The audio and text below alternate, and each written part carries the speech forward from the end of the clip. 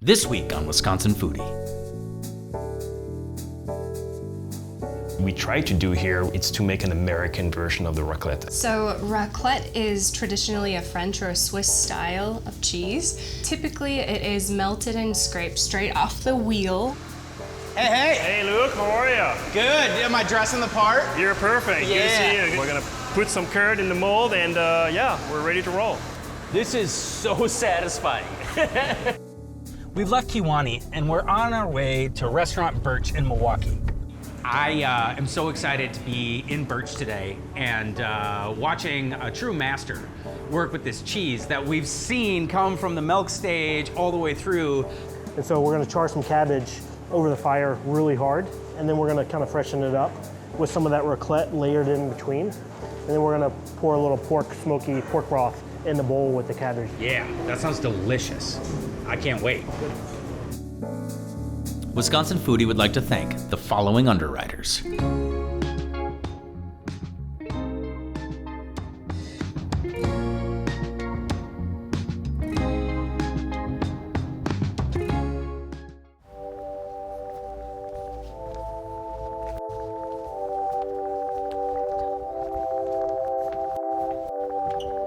Thank you. My name's Paula and Orphee, Python. we're from Alpinage Cheese in Milwaukee, Wisconsin. Oh wait, should I say Oak Creek? Should probably do it again. Oak Creek, Wisconsin? Well, yeah, you can say Oak Creek, Wisconsin. Well, we're from Milwaukee. Should Yeah. I say from Milwaukee? I mean, Nobody knows where Oak Creek is, I feel like. Yeah, but let's say where we are, Oak Creek. All right. Let's Sorry, I'm all right, overthinking you can this do it again, already. sorry. My name's Paula and I am from Alpinage Cheese. And my name is Orphee, Python, also from Alpinage Cheese, and we are here today in Oak Creek, Wisconsin. So today we are at the aging cellar, the Alpinage aging cellar, which is a headquarter, a very big headquarter. But that's where we focus on aging the cheese. We do some packaging as well, cutting, preparing for farmers market, stores, and shipping too. So it's a very small space. So raclette is traditionally a French or a Swiss style of cheese. Typically it is melted and scraped straight off the wheel onto a plate of potatoes, pickles, dried meat. You can add in some sliced baguette, some fresh fruit. It's melted and scraped or poured. It's actually a very good table cheese too. You don't have to necessarily melt it, but if you want to melt it, you can, obviously. That's the whole purpose of this cheese. Usually in France, we don't really eat this cheese as a table cheese, but what we try to do here is to make an American version of the raclette. I'm not trying to make a French raclette, I'm not trying to make a Swiss raclette, but really the first, American-based raclette, and we work on a flavor profile that is gonna please as much people as possible. So really sweet, buttery, soft, with a little hint of punginess, to please the cheesemongers, obviously. So decided to jump into this world like a couple of years ago when we started this company, and now we're full time. We quit our job, so we are making cheese on a daily basis, and yeah, just trying to grow the company and trying to showcase raclette cheese, which is not very common yet in this part of the country, but we're really trying to push it and having as much possible people, to eat it, try it, and adopt it. So. Taylor, do you get one? I got into the world of cheese making at a young age. My parents were some of the founders of Saxon Creamery, which was in Cleveland, Wisconsin. So I grew up as part of the sixth generation on our family dairy farm. Kind of grew up in the cheese world, and I always found it very fascinating. It was a really fun world to be a part of. And yeah, my parents retired in about 2014, about the same time that I met Orphee. We've been talking about cheese ever since. And so we started our own little cheese company 3 years ago, where we focus on making raclette cheese.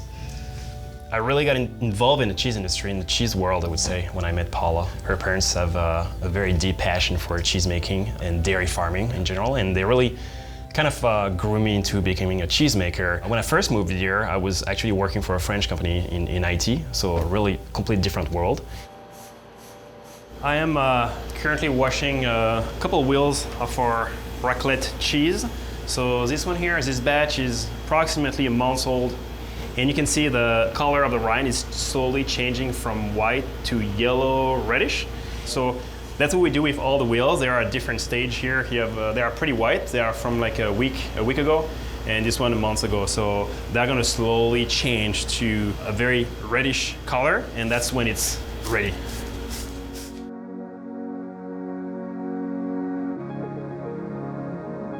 So we make our cheese up at Pagel's Ponderosa Dairy in Kewaunee County, and we have a partnership with the family where we can use their creamery and their milk from their dairy herd to make our raclette cheese. We typically drive up north once a week to make our cheese and then bring it back down here to Oak Creek where we age it. So lately we've been making our cheese at about midnight, so we pretty much lose a night of sleep once a week. So today we pour 350 gallons of raw milk. It's coming straight from the parlor in the back here. So the milk is warm and raw, so we don't pasteurize it. And we're gonna make roughly around 400 pounds of raclette cheese. We use raw milk to make a unique cheese that brings a lot of flavor. We don't pasteurize anything, so we don't denature the milk at all. And that's what we have been doing since day one. And we were very fortunate to find this farm that was able to provide raw milk, and as well as, you know, the entire cheese plant here. The make process usually lasts around like 8 hours, so we get out when it starts being light out. It's physical, it's a labor of love. You know, starting a new cheese company, it's not an easy task, especially when you are not a dairy farmer. We're extremely fortunate. I can't say enough good thing about the Pagel's family. I mean, they opened their door and they're extremely proud of their operation here and their dairy farm as well. And again, they're proud of the quality of their milk, and they let us use their facility, but also their high quality milk. We wouldn't be here without their help, obviously. Really, my favorite part of this process is really you start with a fluid milk, and then you end up with like an actual wheel, which is a semi-hard cheese. I mean, it's pretty magical, especially when you're in the vat, you use the rennet and you see all the milk coagulate. I mean, it's really an amazing process. And then it's really rewarding as well, because you can taste your hard work at the end, which is, you know, the cheese. We age it for like 2.5, 3 months, so it does take time to try it. But down the line, I mean, we're really proud of the product we make, especially when obviously we ate it with our customer, friends, and family. So that's what we call the dam here. We're pushing the curd against this wall there. We're gonna have a mass of curd.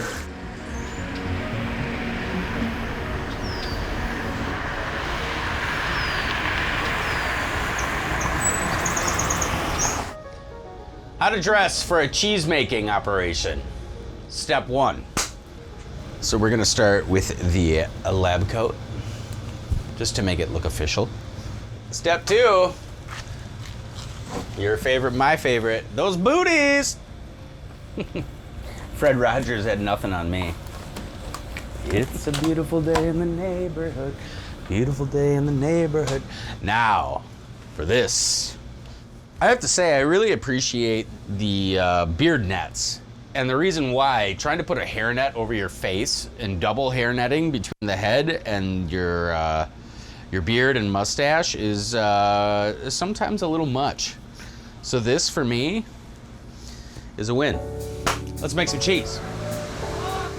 Hey. Hey, Luke, how are you? Good. Am I dressing the part? You're perfect. Yeah. Good to see you. Good to see you. So I hope you're ready. We're gonna put some curd in the mold, and we're ready to roll. What am I looking at right now? So right now we're pre-pressing under the whey the curd. So there is a big slab of like curd, which is cheese, right here.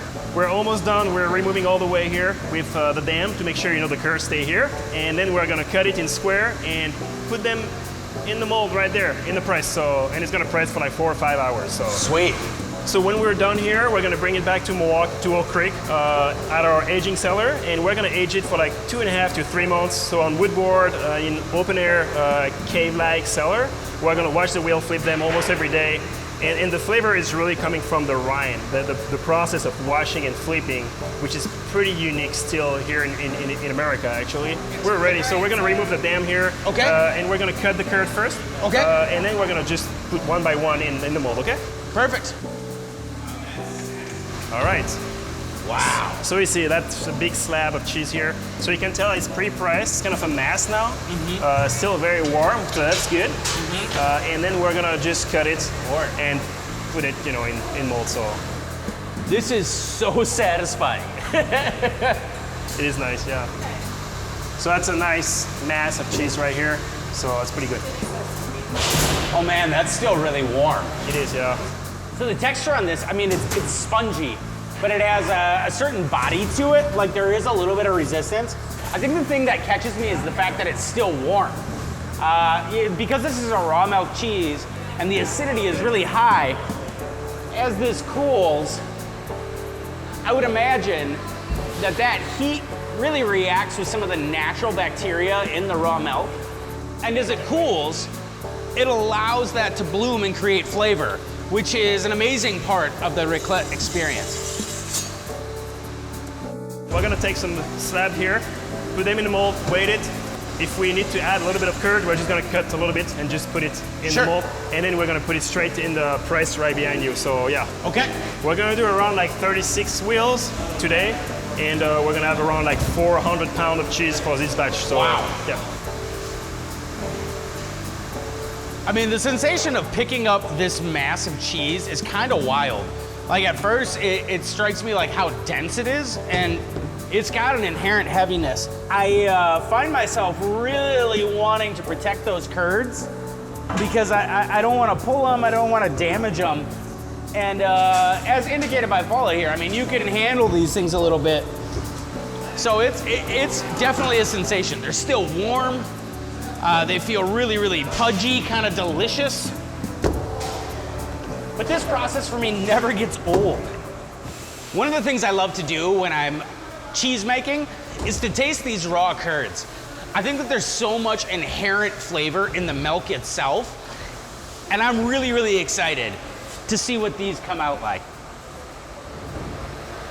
It's inherently mild. You definitely get the creamy, milky flavor. One of the things that I actually really pick up on is almost that squeak, like the fresh curd squeak. It's definitely vibrant through these curds.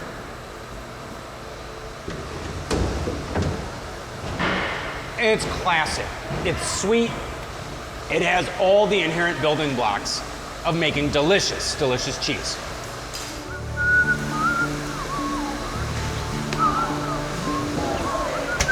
Thank you so much for having us in your space today, and to the wonderful people here at the creamery. Thank you for coming. Oh, for sure. Of course. It's great. Truly our pleasure, and you guys are producing something that is so, so unique and wonderful to both of you. And it's like this homage and love letter to the worlds that both of you represent. So thank you so much. I appreciate it. Thank you, guys. Thank you for coming. See you soon. Thank you. Yep.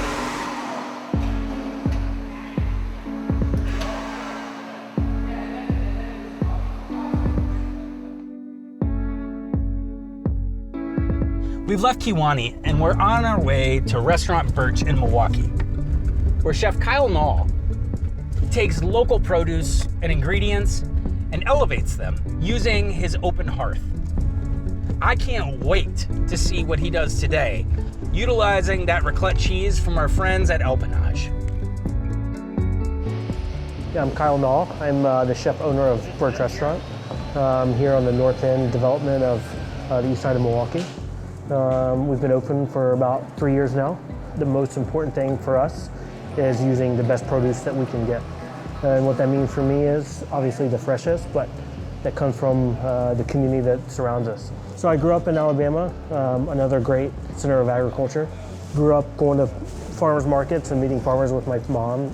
Moved to New York in like 2007 and was able to work at Gramercy Tavern for 5 years and run that kitchen. Opened my first restaurant called Maysville in Manhattan.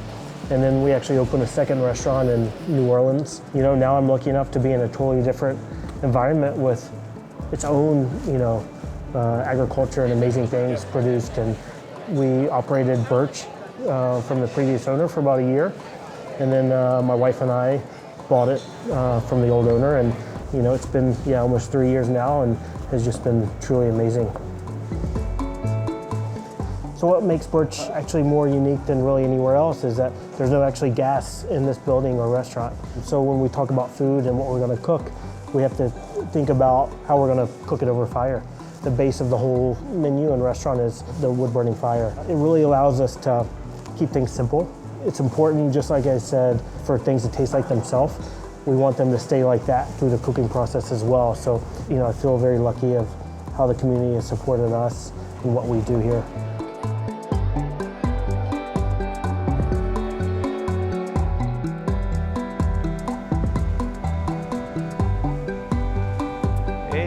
How are you? Good, how you doing? Good to see you. Yeah, always great to see you. Yeah, good to see you. Well, there you go. We got a little wheel of raclette for you. Beautiful, so exciting. Thank you. How are things going? The agriculture here isn't just about produce or livestock, or actually the most important part obviously is the dairy. But we also think it's extremely important to support cheesemakers. We always have a cheese course that's very simple, that shows what the cheesemaker makes and how they want it to be presented. Fortunate as we are to be in this amazing state with agriculture, it's amazing that Orphee's here doing what he does, even though he's not native to the area. And that's how I feel. We always kind of start the process of creating a dish by looking at tradition, and raclette obviously is super traditional of melting and kind of scooping off the melted cheese and layering it on potatoes. And it really comes down to taking this cheese, not wasting it, using it properly, and highlighting it to what it's there for. And if we can be creative with it and do something a little different with a twist, I think that's even more special. But it's really showcasing the ingredient itself. Food can be this thing that you can't argue with. If it's delicious and exciting, then it's just a win-win for everybody. Chef, it's such an honor to be here. I feel like this is an interaction that's been in the making for too long to not have it be absolutely fantastic. I am so excited to be in Birch today and watching a true master work with this cheese that we've seen come from the milk stage all the way through to the dish that you're going to put up. Thanks so much for having us. Of course, we're happy to have you here. One of the questions that I have, I guess for you, and I think this is more about the live fire approach to this restaurant. So much of being a restaurateur is controlling, right? You're trying to micromanage the interactions with the staff and the customers and the ingredients, but using a live fire for a majority of your cooking processes, there's an element of absolutely uncontrollable pieces there. How does that affect your cuisine? Two parts of that. Yeah. First part is just cooking over fire. It lets us keep things simple. We buy incredible produce, incredible ingredients, fish, meat, everything. We want to keep it simple and cook it with great technique. A lot of people, I think, when they think of cuisine that's fire-based, they automatically go to the meats, right? The proteins. Right. But you're very, very vegetable focused. Right. Growing up in Alabama, moving to New York as a chef, I was always irritated with people when they thought about Southern food being fried chicken. Yeah. And mac and cheese, and that happens down south and all that good stuff. But it truly is about the vegetables. And honestly, it's so similar to cooking in Wisconsin. I take great offense to the idea that the upper Midwest is culinary flyover country. And I think your cuisine, from what I understand of it, at least philosophically, really challenges that idea, using some of these iconic ingredients like our produce and the dairy and fusing them together. So, with that being said, I don't want to get in your way. I know that you're a busy guy, but I am really, really excited for this to come together. I think one of our favorite things to do, obviously we love cooking fresh dishes with fresh produce, like salads and stuff. I think one of the coolest thing is taking a piece of produce and making it the center of a dish that has meat. And so we're going to char some cabbage over the fire really hard, and then we're going to kind of freshen it up with some of that raclette layered in between. And then we're going to pour a little smoky pork broth in the bowl with the cabbage. So it's is it a piece of meat or is it a piece of produce?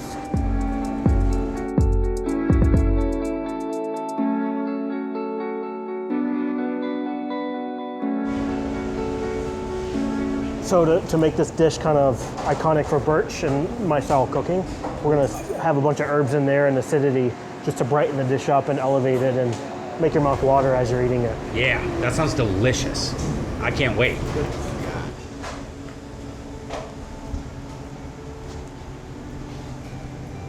Oh man. Chef, this looks incredible. Well, I hope it tastes good. I'm sure it does. There's really no way it can't. So would you please just describe to me what do I have in front of me? Yeah, so we took a beautiful head of cabbage, charred it over the fire. We wanted to have a creative way to highlight this amazing cheese. So we took the raclette, sliced it thin, layered it in between the cabbage with some beautiful herbs, some pickled apple, and then we made like a smoky pork broth to kind of go in the bowl as well. Oh my gosh, it smells. I mean, like, it smells amazing. Awesome. You get a little bit of that char, you get a little bit of that, you know, deep brassica in the cabbage, but the herbaceousness really does lift itself off, and that pork broth, it adds a note of richness. This is gonna slap, I can tell. I hope it does. Thank you, chef. So one of the first things that is immediately noticeable about this dish, the smell, it's so comforting. You get a little bit of that raclette smell, but you get that charred cabbage, you get some of the herbs, you get the richness of that pork stock, and there's no way that this will be anything less than show-stopping with that delicious cheese as part of the base.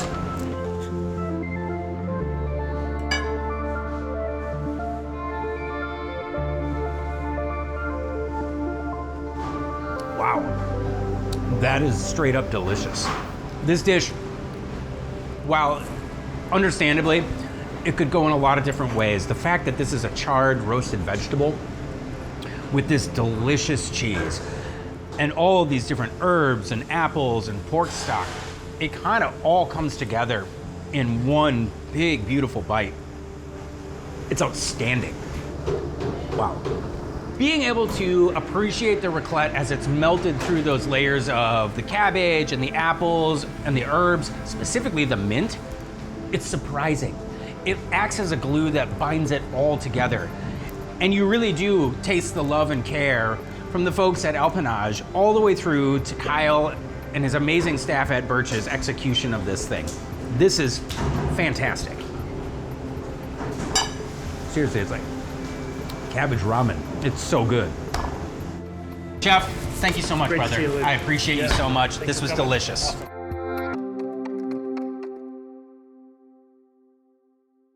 You look great. We're getting cheesy. Get one of them. And utilizes wild.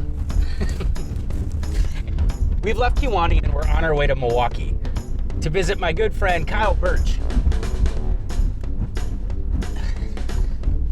Okay, we'll get it. Here we go. And talk before you eat. And Everyone can appreciate this. It is absolutely amazing. It's absolutely delicious. It's absolutely amazing and everything else but amazing. Wisconsin Foodie would like to thank the following underwriters.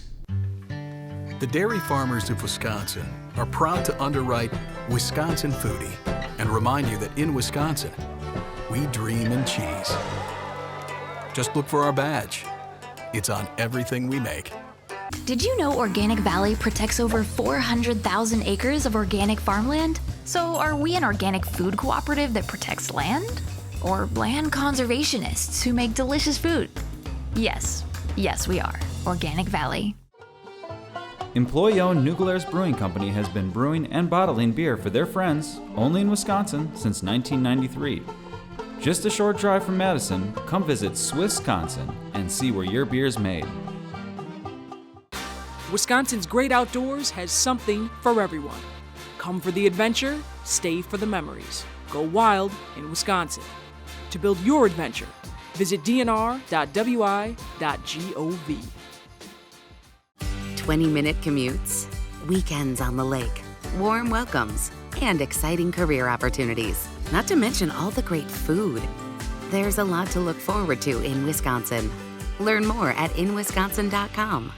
With additional support coming from The Conscious Carnivore. From local animal sourcing to on-site, high-quality butchering and packaging, The Conscious Carnivore can ensure organically raised, grass-fed, and healthy meats through its small group of local farmers. The Conscious Carnivore. Know your farmer, love your butcher. Additional support from the following underwriters. Also with the support of Friends of PBS Wisconsin. Are you hungry for more? Then go to our YouTube channel and subscribe. And be in the loop every time we release new content, behind-the-scenes footage, and new episodes that you can preview before anyone else. Check us out.